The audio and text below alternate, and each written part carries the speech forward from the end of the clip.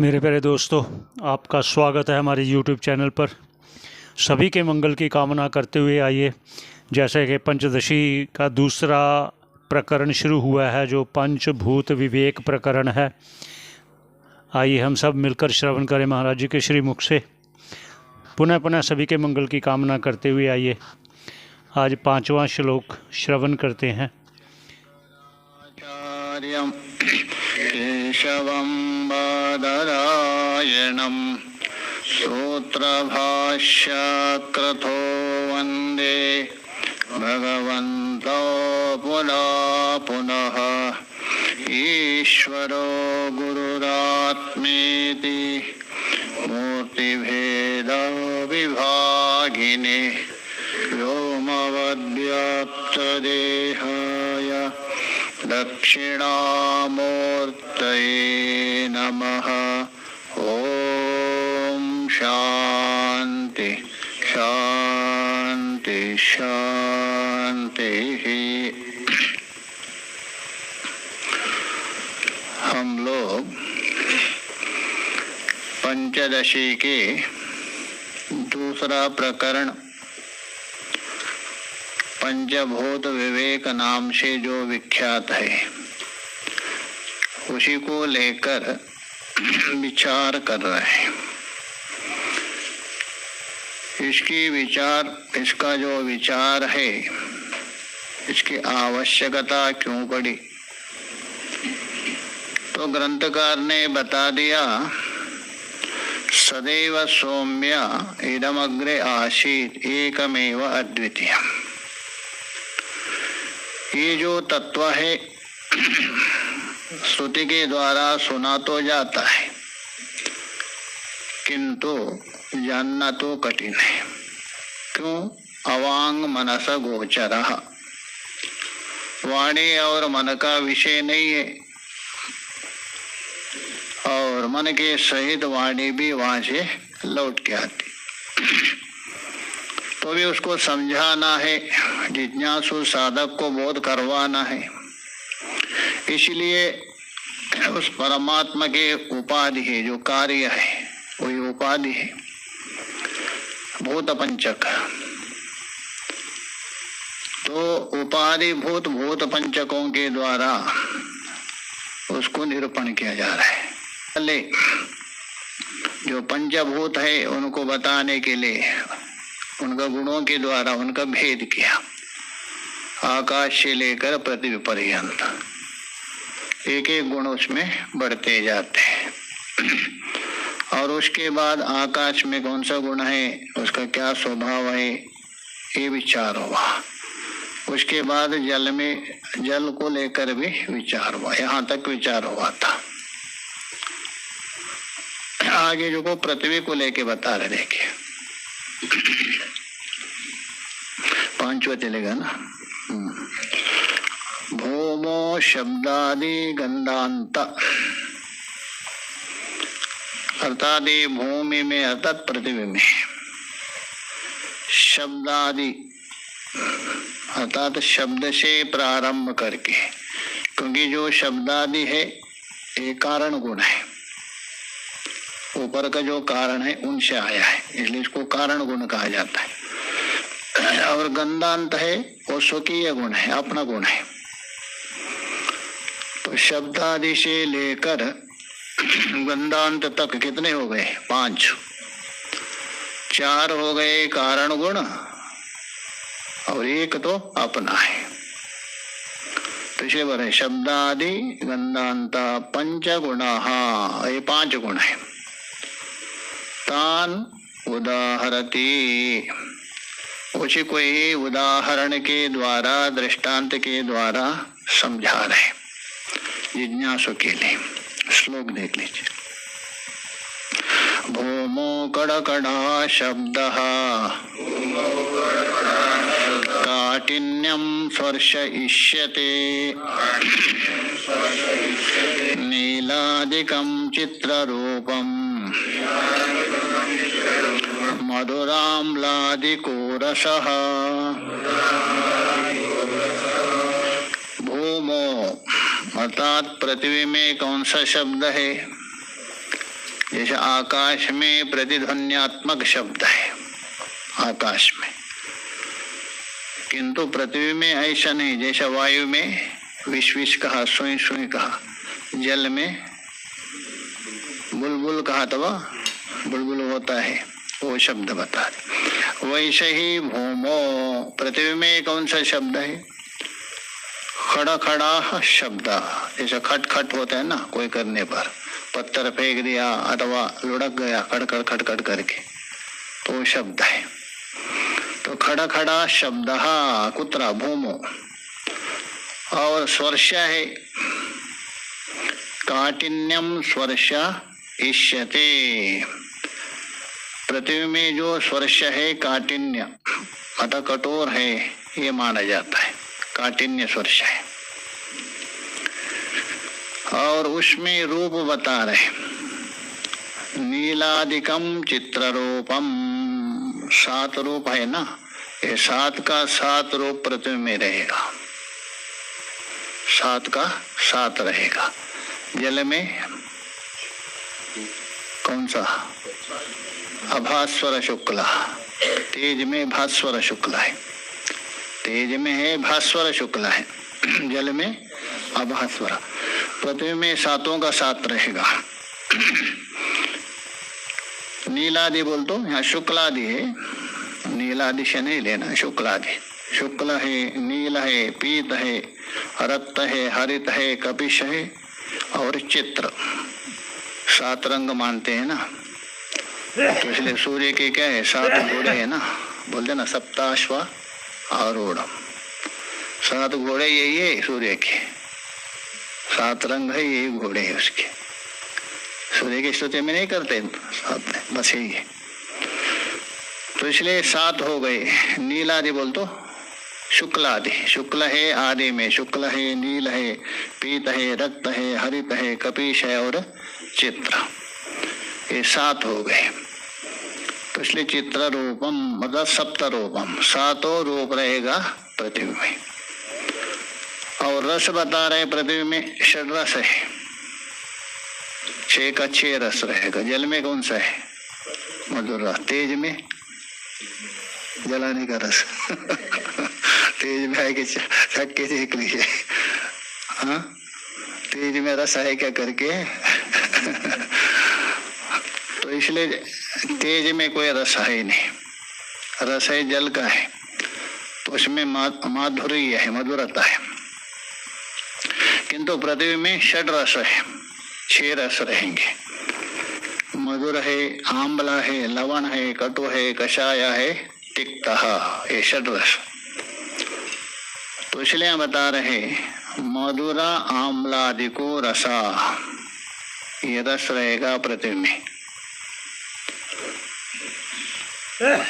टीका में कुछ वाक्य नहीं स्पष्ट है, इसलिए भूमो खड़ा खड़ा शब्द इत्यादि ना, क्योंकि इसमें कोई वाक्य करने के लिए विशेष है ही नहीं, सरल है, इसलिए वाक्य नहीं कर रहे। आगे जो गुण बता दिया था ना, उसका आगे बता रहा हूं। गुणों का उपसंहार करके उत्तरार्ध में गुणों को ग्रहण करने वाले हैं ना इंद्रिया, उनको बताने जा रहे थे। अभी तक गुणों का चल रहा था ना, तो इसलिए उन गुणों को ग्रहण करने वाले जो इंद्रिय है वो उत्तरार्ध में दिखाएंगे।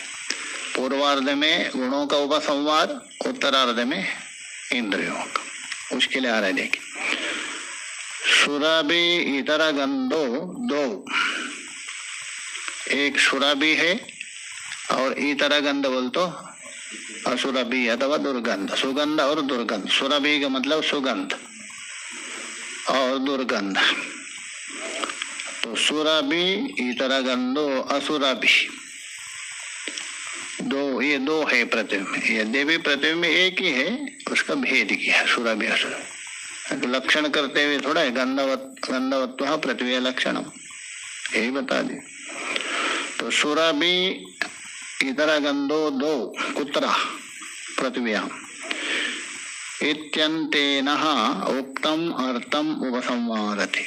इत्यंतेन बोल तो यहाँ तक, जो उत्तम अर्थम बोल तो जो गुणों का निरूपण चल रहा था, आकाश आदियों का। वो जो अर्थ है गुणों का निरूपण। पंचभूतों में किस भूत में कौन सा गुण है, वो जो निरूपण चल रहा था उसका उपसंहार कर रहा है। किसमें? पूर्वार्ध में।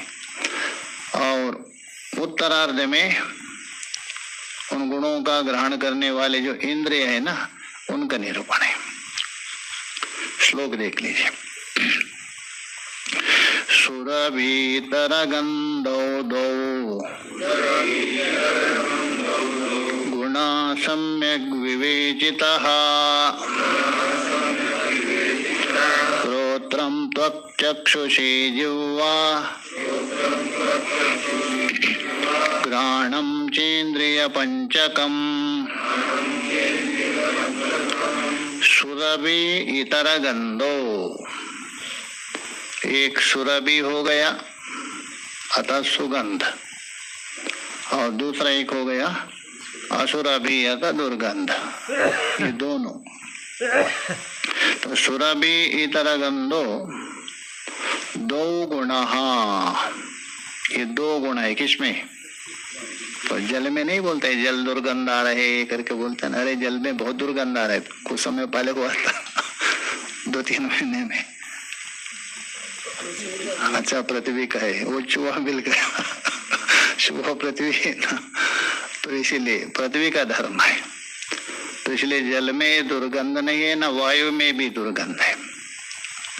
वायु भी कभी दुर्गंध युक्त है, यहाँ गंदी हवा चल रही बोलते तो है, किंतु हाँ पृथ्वी का अंश मिला इसलिए।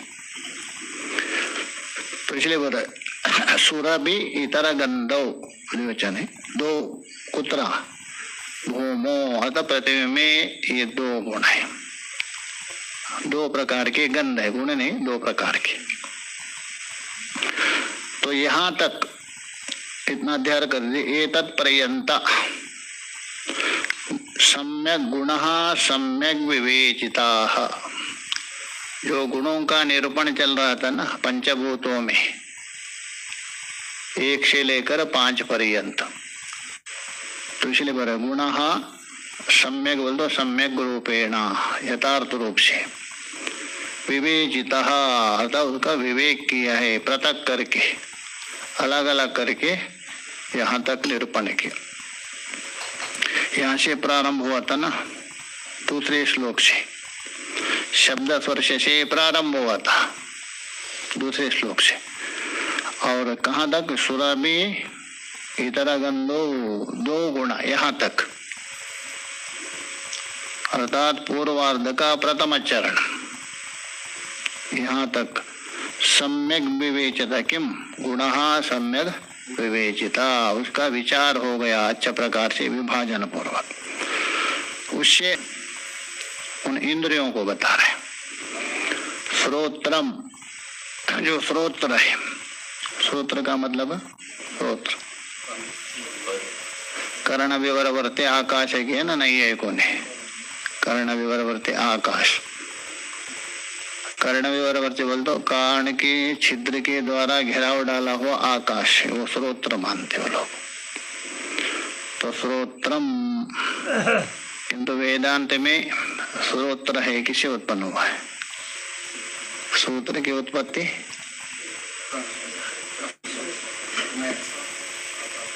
आकाश के सत्व गुण से। अपंचीकृत पंच महाभूत है ना, अपंचीकृत आकाश के सत्व गुण से, मतलब आकाश का ये बच्चा है कौन? श्रोत्र। और आकाश का ये दूसरा बच्चा कौन है? शब्द है। तो इसलिए उसको ही ग्रहण करता है श्रोत्र।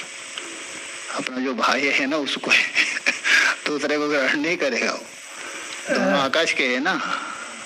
श्रोत्र भी आकाश से उत्पन्न हुआ। त्वचा है ये वायु के सत्व गुण से, वायु के सत्व गुण से। अच्छा, वायु का गुण कौन है? स्पर्श है, और इसलिए त्वक इंद्रिय भी किसके? वायु का है, इसलिए उसको ही ग्रहण करेगा वो। चक्षुषी, यहाँ श्रोत्रम त्वक चक्षुषी द्विवचन किया। एक श्रोत्र हो गया आकाश से उत्पन्न हुआ, और वायु से उत्पन्न होगा त्वग इंद्रिया, और तेज से उत्पन्न हो गया चक्षु। जिह्वा मतलब रसन इंद्रिया, जल से उत्पन्न होता, जल के सत्व गुण से। घ्राणम, घ्राण का मतलब नासिक इंद्रिया, ये जो पृथ्वी के सत्व गुण से, किंतु अपंचीकृत लेना। च इंद्रिय पंचकम, ये 5 इंद्रिय है। कोई प्रश्न कर सकते 5 ही क्यों इंद्रिय है, 6 क्यों नहीं हो सकता है? ज्ञान इंद्रिय तो 5 ही क्यों मान लिए, 6 मानते क्यों नहीं? हाँ, 5 जो है, 5 का 5 ही गुण है, तो 5 गुणों को ग्रहण करने के लिए 5 इंद्रिया। 6 गुण तो है नहीं, 6 गुण हो तो 6वीं इंद्रिय बनाना पड़ती थी। किंतु ये जो इंद्रिय है अतीन्द्रिय है, इंद्रिय है अतीन्द्रिय माना जाता है। इंद्रियों को इंद्रियों के द्वारा नहीं देख सकते। आप देख सकते हैं? नहीं देख रहे, आंख देख रहे हैं ना आपकी। हाँ, और उनका जो कार्य के द्वारा पंचभूतों में भेद बता दिया। पहले गुणों के द्वारा भेद बता दिया, बाद में उनका कार्य इंद्रिय है उसके द्वारा भेद। आगे जो बता रहे ठीक है, जो इंद्रिय है, इंद्रियों का रहने का तो घर तो चाहिए ना कोई स्थान चाहिए। उसमें रहने बिना काम कैसा करेंगे? इसलिए उनका रहने का ठिकाना और उनसे होने वाला जो कार्य इनसे इंद्रियों से, वो बताने जा रहे हैं। एक तो उनका ठिकाना रहने का स्थान और उनका जो कार्य वो बताने जा रहे हैं। तेषां स्थानानि व्यापारांश्च दर्शयति। तेषां केषां इंद्रियाणां, पर का बोल दो इंद्रियों से होने वाला जो कार्य, इसको व्यापार बोले, एक्टिविटीज। दर्शयति, आगे के श्लोक में ये दिखा रहे, श्लोक देख लीजिए। कर्णादि गोलकस्तं तत् शब्दादि ग्राहकं क्रमात् सूक्ष्माद् कार्यानुमेयं तत् प्रायो धावेद् बहिर्मुखम्।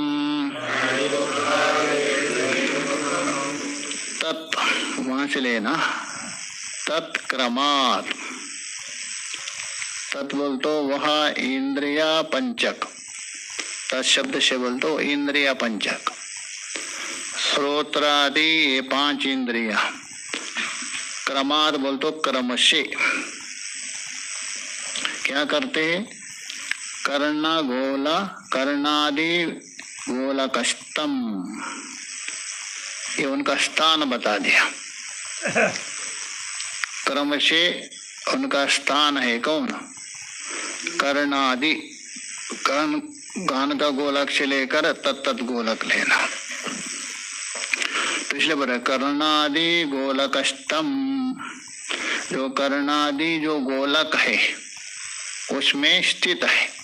स्था बोल तो स्थास्यति, इनमें स्थित है, मतलब अपने अपने गोलक, कौन कर्ण है?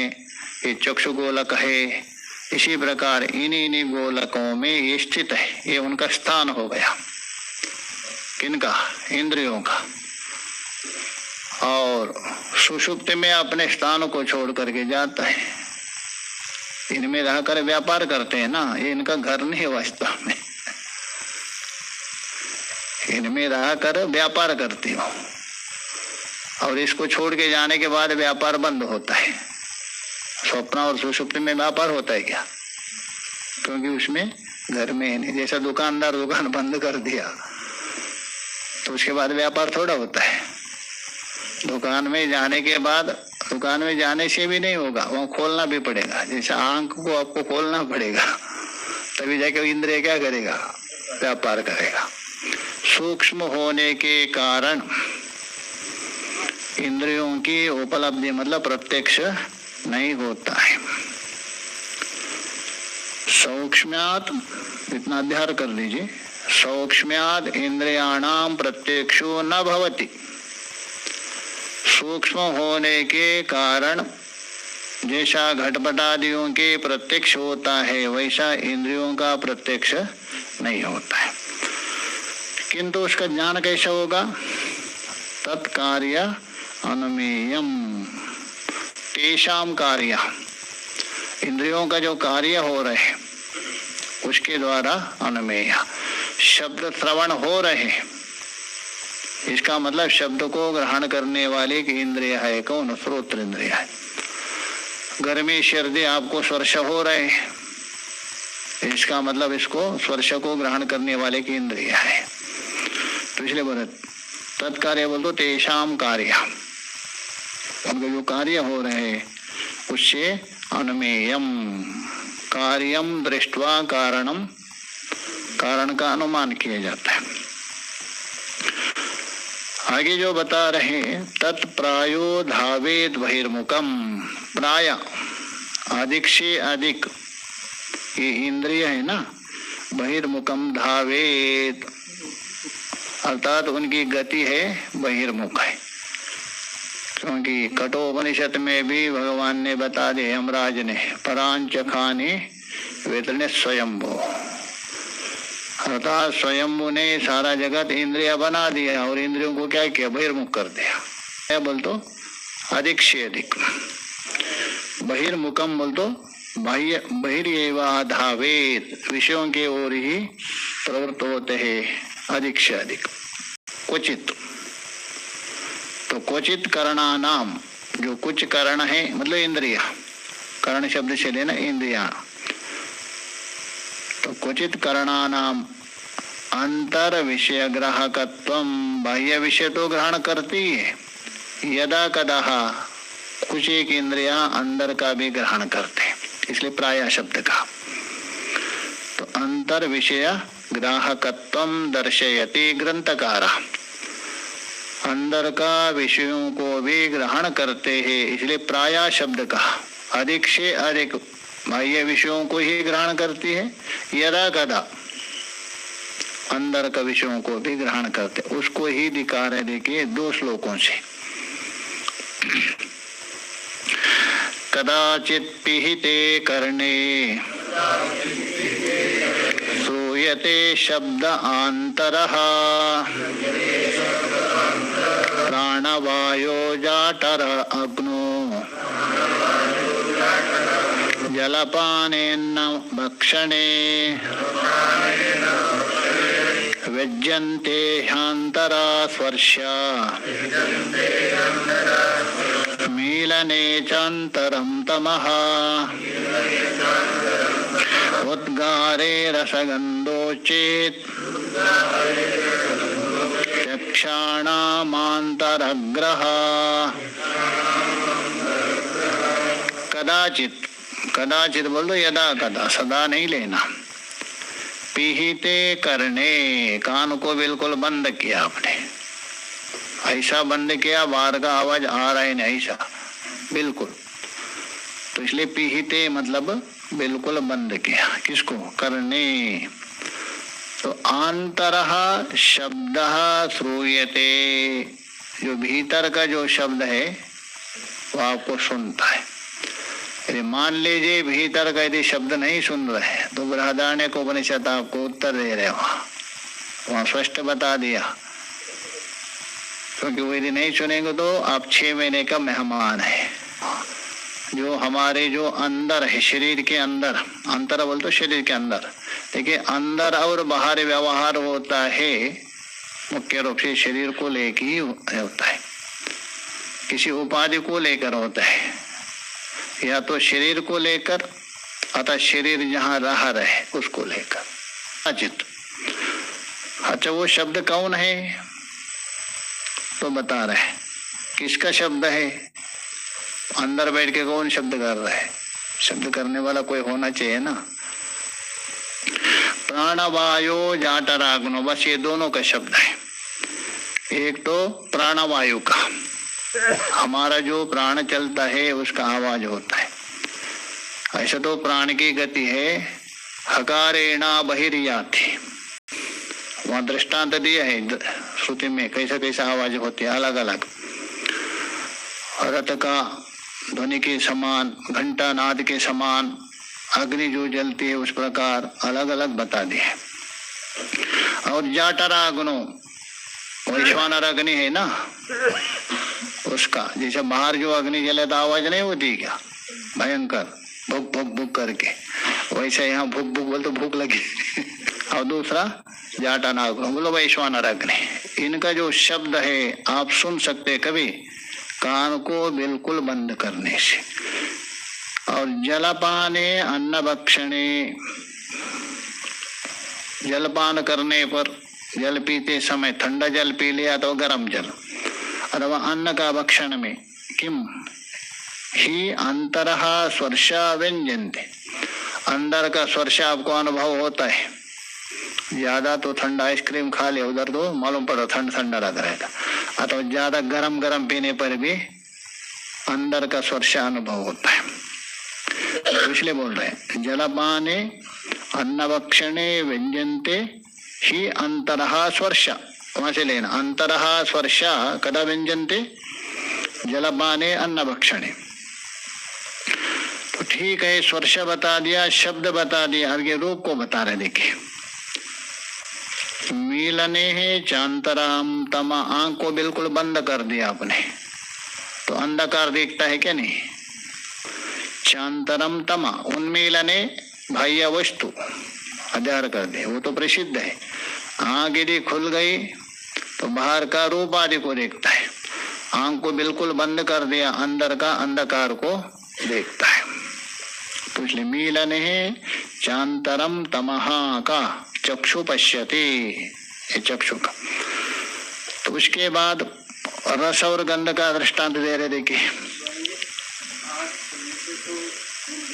रसगंधो, जैसा ढकार आता है, मूली खा लिया आपको ढकार आ गया तो रस भी भान होता है, गंध भी प्रकट होता, अंदर का ही रस और अंदर का गंध।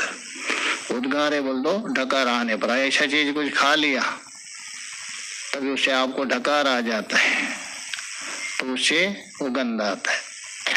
एक व्यक्ति बता रहे थे जैसे खाते ढकार आता है ना, ओम पूर्णमदः पूर्णमिदं पूर्णात् पूर्णमुदच्यते पूर्णस्य पूर्णमादाय पूर्णमेवावशिष्यते। ओम शांति शांति शांति। मेरे प्यारे दोस्तों, आपका श्रवण करने का बहुत बहुत धन्यवाद। सभी के मंगल की कामना करते हुए यही विश्राम देते हैं, पुनः भेंट होगी।